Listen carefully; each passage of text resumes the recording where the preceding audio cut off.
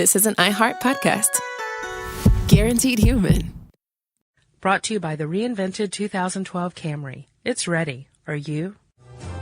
Welcome to Stuff You Should Know from HowStuffWorks.com.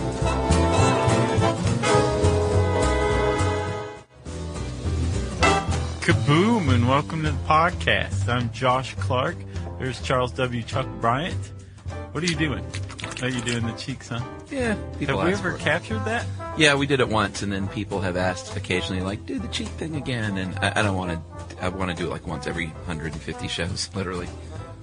That's a good pace. Don't want to overdo that. So that'll be the third time soon coming up. I think so. Yeah. Show 450 right around the corner. Right around the corner. Chuckers. Have you ever had Kaboom cereal? No. Dude, it was no such a thing. Good. No, it wasn't good. The marshmallows were good. It was basically like Lucky Charms. I don't know who ripped off who. Right. But it was clown-themed rather than, Irish-themed. That's genius.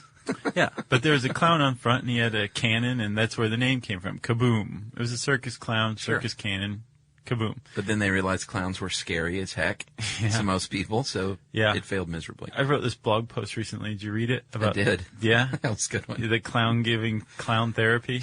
Yeah. People seem to like it, too. Yeah, I thought it was a nice one. That wasn't my intro. My intro was about Hunter T. Oh, well, let's hear it. Do you remember? Well, sure. You're probably going to reference his death wish. Yes. So he comes down with the cancer and shoots himself in the head. And regardless of how you feel about suicide, what happened next was his, as you said, I guess his death wish, which he made in life, ironically.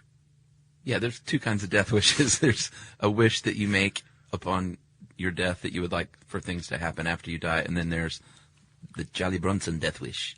Nice. That was good. Good Chuck Bronson. Well, that's a Simpsons character, too, but it's the Simpsons character who... Right. The mustachioed sales clerk? Yes. Yeah. But he clearly references Charles Bronson. Yeah. Anyway, what happened to Hunter T was he was cremated, and he had his remains shot out of a cannon. Yeah. Have you seen it? Yeah, thanks to Johnny Depp helped that dream come true. Yeah. Because he has tons and tons of money to make that happen. Yes, he does. It was quite a cannon, too. Oh, yeah.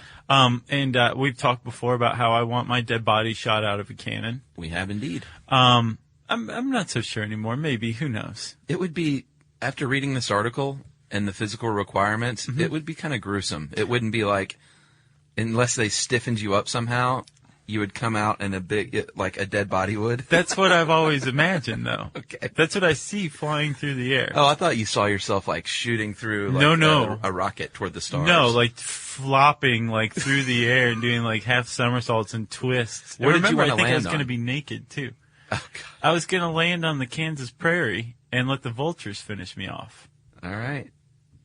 We'll see. Coop's Still like, an idea. Bring it. I got a backyard for you. I think that's how we met Coop. He offered. He was like, "Hey, I live in Kansas and I can get this done." Yeah. All right. So we'll see. But I think that's an image that people can have in their head while we talk about how human cannonballs work, right? Because like you said, there's a lot to it. But one of the things that's not to it, and I think it's funny that people wonder how you can shoot somebody out of a cannon and the gunpowder doesn't blow them up. There's no gunpowder. Of course there's not. I don't understand how someone cannot understand that intuitively. Yeah, because I think people want to believe that they're being fired out of a cannon instead of a long piston enclosed in a tube.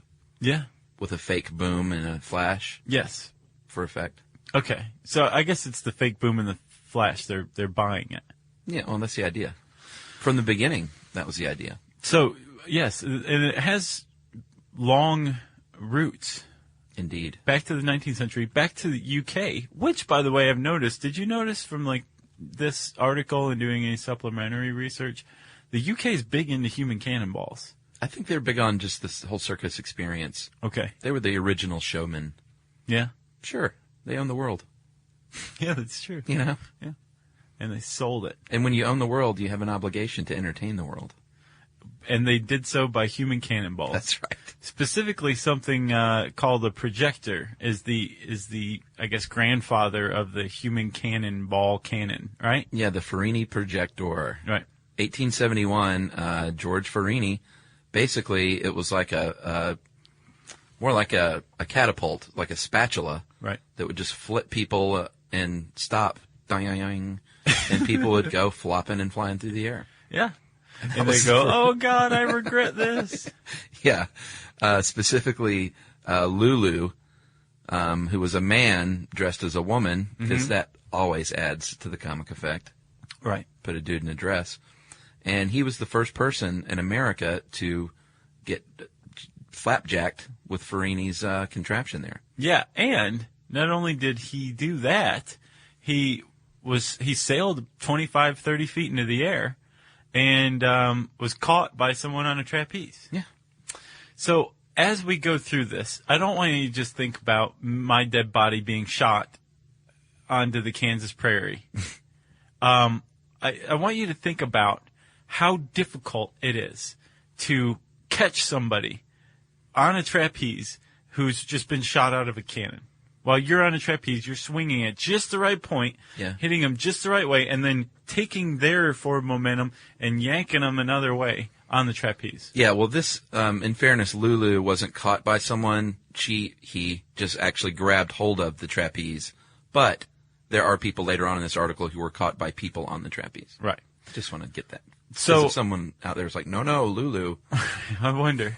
There'd be one person who knew that. The Farini projector was invented in 1871. It was obsolete by 1880 because this is the year that a 14-year-old girl named Rosa Marie Richter, whose stage name was Zazzle, right? Great-great-grandmother to Andy Richter. No. I'm just kidding. Okay. Great stage name, though, right? Oh, sure. Zazzle. She's 14, and she, at the behest of one P.T. Barnum, climbed into the first cannon, human cannonball cannon, that is designed like today's modern cannons. Well, so, yeah, sure. And she was shot out of it, and shortly after that, within a few performances, she broke her back and was the first casualty of the human cannonball. Yes, and this first cannon used springs, and they employed the blast, the fire, and the boom to make people think. And back then, they probably really bought it.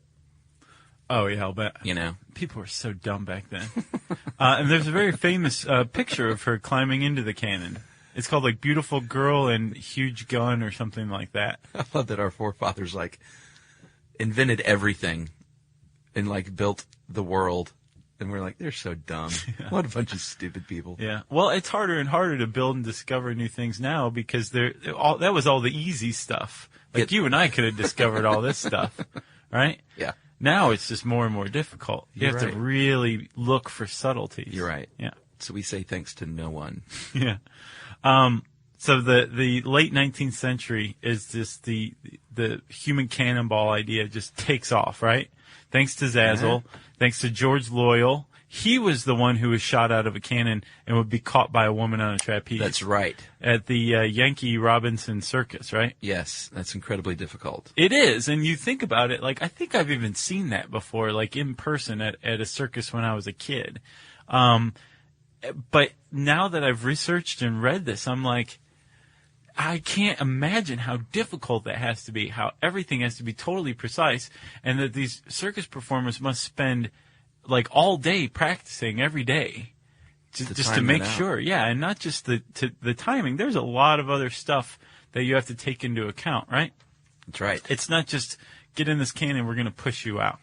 No, Josh, because the little sled that you're basically in goes forward at a force of 3,000 to 6,000 pounds per square inch of pressure. Right.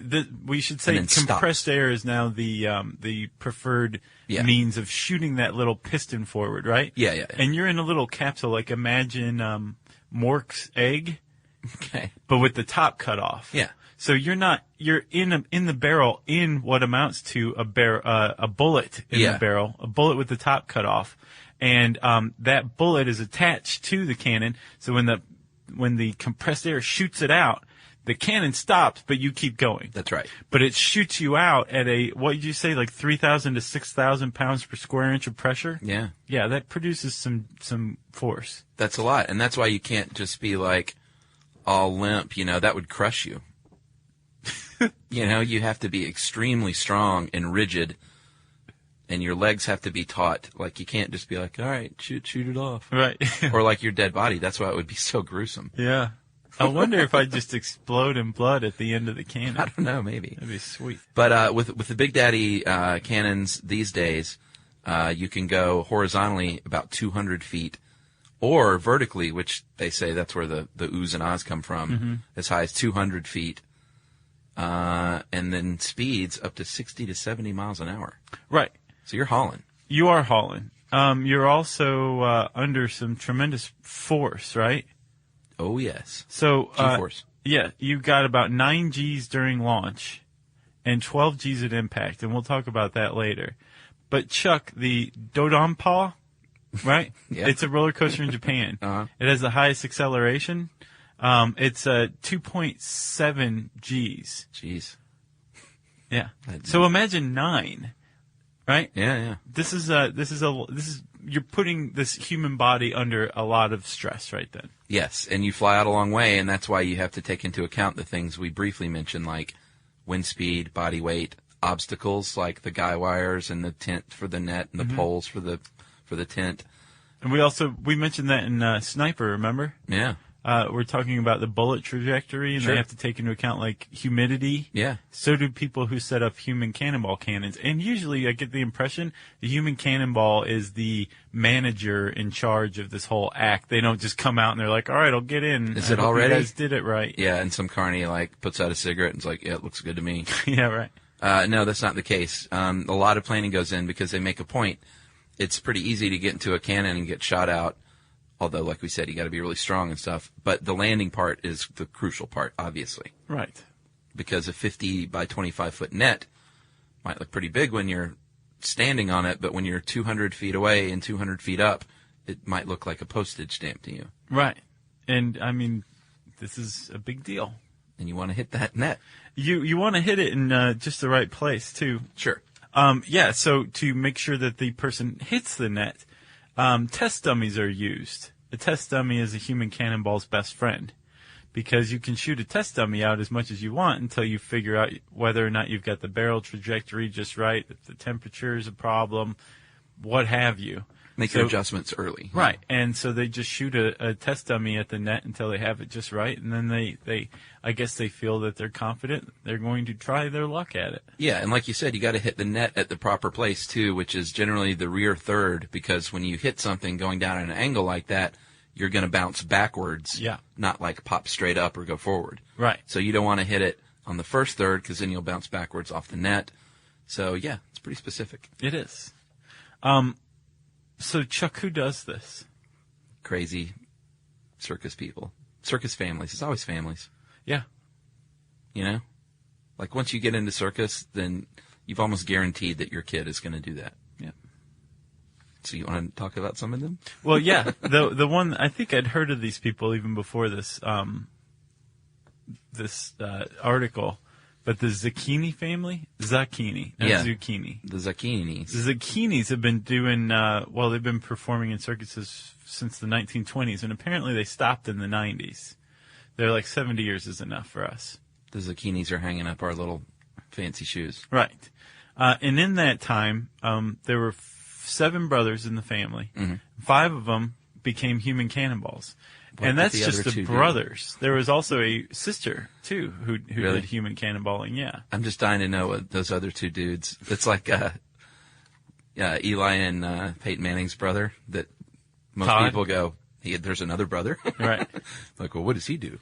He's the oldest, wasn't he? And he used I to think so. he was like a big man on campus at Ole Miss, but that was it. He just partied. Doesn't play football, though. Nope. So he's not beloved by his father, Archie. Yeah, I'll bet. So not true, probably. They worked with the Ringling Brothers, the Zucchinis did, who obviously a big name in circuses. Mm-hmm. And they sort of pushed the envelope. Hugo and Victor, the brothers, did a little double barrel gag that went over pretty well. And Mario would get shot over Ferris wheels, like 2 Ferris wheels. Mario Zucchini. 2 Ferris wheels, not on top of one another. No. Still, one after the other. Right. That's quite a feat. And then John Weiss, Human Bullet. Yeah, he started out as a clown, apparently. Oh, really? He did 5 years as a clown, and then made the very rare jump to Human Cannonball. From clown to cannonball, that's yeah, rare? Okay. And apparently his first shot sent him 6 feet. Really? Yeah. Boy. Yeah, that was his first one. Did he do it as a clown?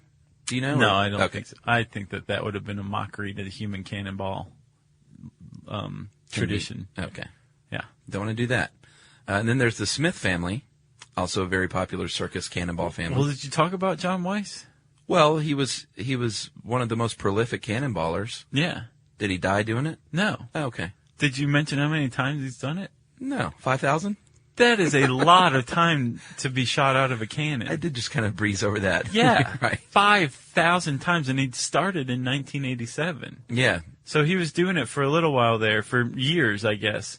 He was doing it once a day, 6 days a week, 50 weeks a year. Yeah.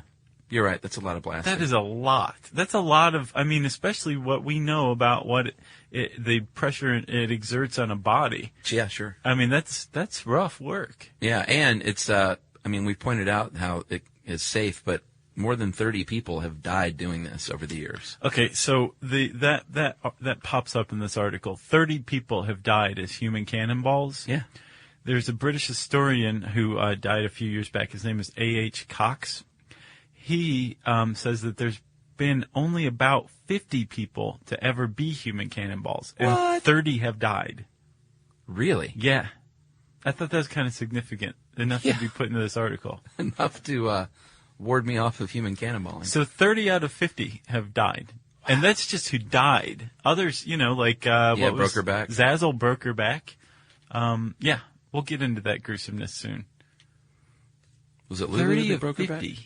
Or Zazzle? Zazzle. Okay. All right, so back to the Smith family. They are the modern cannonball family that are pretty awesome. David Cannonball Smith Jr. Has spent much of his life inside of a cannon. Yes. Have you been on their website? No, was it It's awesome? pretty funny. He's described as having a dynamic personality. I like that. It's better than saying he has a dynamite personality. That'd be pretty bad. Yeah. But David the Bullet Smith Jr. is his son, and he... Oh, I'm sorry. He's the one with the dynamic personality. Okay. His dad was a real snooze. I don't know. He bested his dad's record of by flying 193 feet. Yeah. So that's a lot. But his dad still holds the highest at, I think, 203? 201, yeah. 201 feet, 61.2 meters for And our that's- friends outside of America. Yeah, that's one that was over 2 Ferris wheels. Yeah. That's crazy. Yep. Oh, should you mention the DARPA thing? I thought that was completely stupid and ridiculous. Did you think so? Yeah. I think it's kind of cool. I think if DARPA could perfect this, then it could take the human cannonball art to a whole new level. We'll spill it. But basically, DARPA, the Defense Research Project, right? Yeah. There's an A in there somewhere. Advanced. Yes, thank you. They were looking at, I think they filed a patent for basically a human cannonball cannon that has like a sled chair, right? Mm-hmm. That shoots you up. I think they said they can get a first responder, special ops, a firefighter on top of a 5-story building in 2 seconds. So basically their idea is to take the human cannonball concept and just shoot people on top of buildings to go fight fires or to go snipe people or whatever. So I get that. It's the landing thing that they say is the hardest part in real cannonballing. So what's going on there? Well, that's what I'm saying. I have no idea. Okay. I don't know if they were like, well, we've got this part, now let's go figure out the other part. But that's kind of the big joke or the big underscore among human cannonballers is it's not a problem shooting somebody out of a cannon. Right. It's the landing that's the important part. Yeah. Right? Or in this case, if you're shooting someone on a building, if you're off there, then all of a sudden you're a cartoon. And you smack into the building and then slide very slowly down. Except unlike a cartoon, you leave a trail of blood when you slide down. Yeah, and you slide down fast. Yeah. And then there's more blood and body parts on the street. Yes. which has happened. I'm sure it has. There's been a lot of accidents, as we've said. Out of 50, 30 human cannonballs have died. Right? It's a lot. And to prevent this, these people stay in tip-top shape, right? Yeah, sure.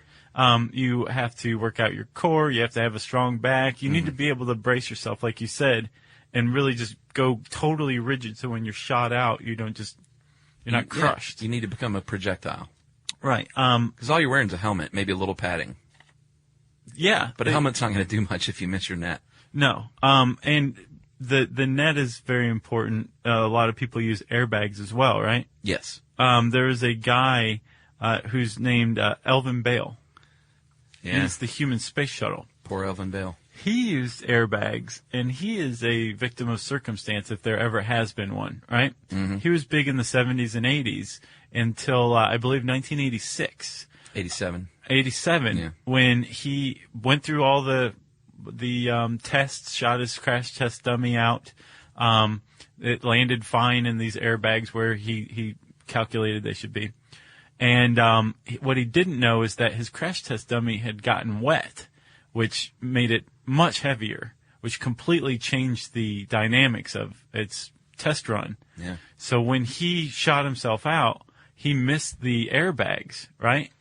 He did. He sailed right over them. This is in Hong Kong, and he said that he knew, quote, I could see where I was going and that it was too far, too fast. So he knew in midair, he was conscious enough to be like, oh, crap, I'm not going to hit the airbag. And apparently the dummy, because when I read that, I was like, well, how does this happen? Yeah. When that's the only safety thing you can do, how do you have a soaked dummy? Apparently it was left in the rain, and they're filled with sand, and so the outside of it dried, but the sand was still wet on the inside, so it didn't feel wet to the touch when they were testing it. And he said he remembered it feeling like it was in slow motion, and that his brain actually thought he could solve this problem in midair aerodynamically, like do something like I can do this and shorten the trip and land upright, which might save me. But instead, he overshot it by just a few yards and slammed feet first into the floor. Oh, man. Shattered his ankles, a knee, a leg, and his spine. And he's paralyzed from the waist down. Yeah. And that is very sad. Yeah. He mentions the aerodynamics, right? Like there is a specific way you want to land. Yeah, you want to do that little easy somersault. Right. And land on your back. Yeah. That's the way to land. Preferred way. But you also said something that brought to mind the idea that the G-force that we talked about earlier, it's been shown to produce a loss of consciousness in people. So that's another danger that when you're sailing, you want to stay like a projectile. Mm-hmm. And if you're blacked out, you're going to be like a dead body. Like you. Yes. And Elvin Bell's not the only person that something horrible has happened to, obviously. Right? Yeah, Matt Cranch just this year. Yeah, a few months ago. In April. Yeah. And this is just a nightmare scenario, he got blasted off, and right after he blasted off, the net collapsed. Yeah. So how does that happen? I don't know. That's probably what he's asking. Well, he died. He landed on his head and died. He did die, so that is not what he's asking. That is what his family is asking, probably via a lawsuit. It would be my guess. That was in Great Britain, too. Very sad. And remember I mentioned his Zucchini sister. The Zucchinis used to do these double barrel stunts where two would be shot out at the same time, usually next to one another, or along parallel to one another. Well, she and another brother had an act where they'd be shot in the same direction as one another. And pass by and high five? Yeah. Well, they collided and she broke her back. That's just a bad idea. That was a bad idea, but the sad thing is if you look at modern people, like the modern cannonballers, they are safety conscious. They were just like a net collapsed or their dummy was wet, which that makes it even sadder to me. If you get shot, 200 feet into the air at your brother at 60 miles an hour, I wonder how close. And you break your back, then something. That was part of the equation. I wonder how close they intended to go to one another, because obviously the closer the better. Like if they were 20 feet apart, it's like, it's not as impressive. So they probably wanted to get it tight for the effect. But can you imagine all of a sudden, like, when you see that coming straight at you, Yeah. you probably have the same realization, like, oh, crap, I'm going to die by hitting my brother. Sister, brother. Very sad. Yeah. Anything else? That's it, man. Did we ever do the thing on daredevils? No. I wrote an article on daredevils, and maybe we should do that at some point. Okay. Or we've been talking about our Evil Knievel podcast. Maybe, because he's a big part of that one, maybe we can just cover it all. Okay. Sans Human Cannonball. Yeah, we've got that one covered. Done. Okay. Well, if you want to learn more about human cannonballs, including how long it takes to accelerate a human cannonballer to their top speed, do you want to know? 1/5 of a second. Really? Yeah. You can find all that by typing human cannonball onto the search bar at howstuffworks.com. And from what you say, Chuck, it sounds like that'll bring up more than just one article. Yeah, my daredevil thing might pop up. I said handy search bar at howstuffworks.com. That means it's time for listener mail. That's right, Josh. I'm going to call this Underground Railroad. I'm writing in about Underground Railroad. I wanted to share a little bit of my childhood summers in upstate New York. My great-grandfather, Louis Loveland, made a home in Johnsburg, New York, in the Adirondacks. What's so funny? Like, you know him. Yeah, Louis.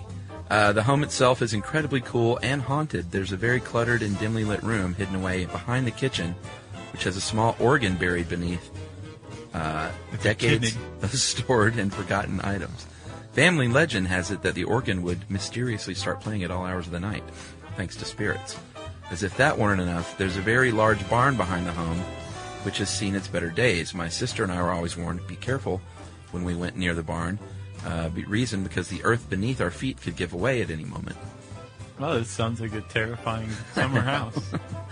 But there's a hidden tunnel beneath the barn. Because there's a hidden tunnel beneath the barn running from the back of the home below the barn and out into the mountains, right next to a strawberry patch that my great-grandfather planted 100 years ago. The tunnel was a part of the Underground Railroad, and I've been told it's one of the last stops in the Adirondacks that is still intact today.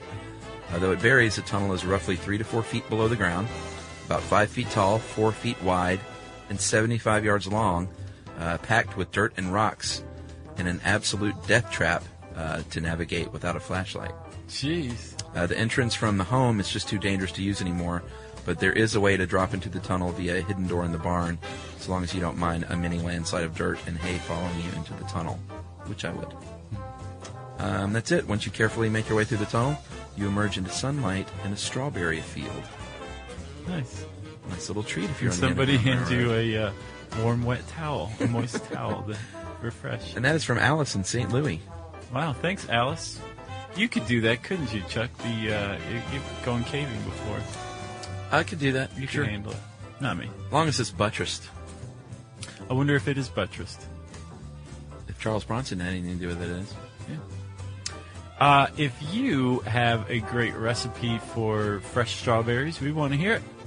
You can wrap it up in an email, spank it on the bottom, kiss it goodnight, and send it to stuffpodcast@howstuffworks.com. Be sure to check out our new video podcast, Stuff from the Future. Join How Stuff Works staff as we explore the most promising and perplexing possibilities of tomorrow. Brought to you by the reinvented 2012 Camry. It's ready. Are you? This is an iHeart podcast. Guaranteed human.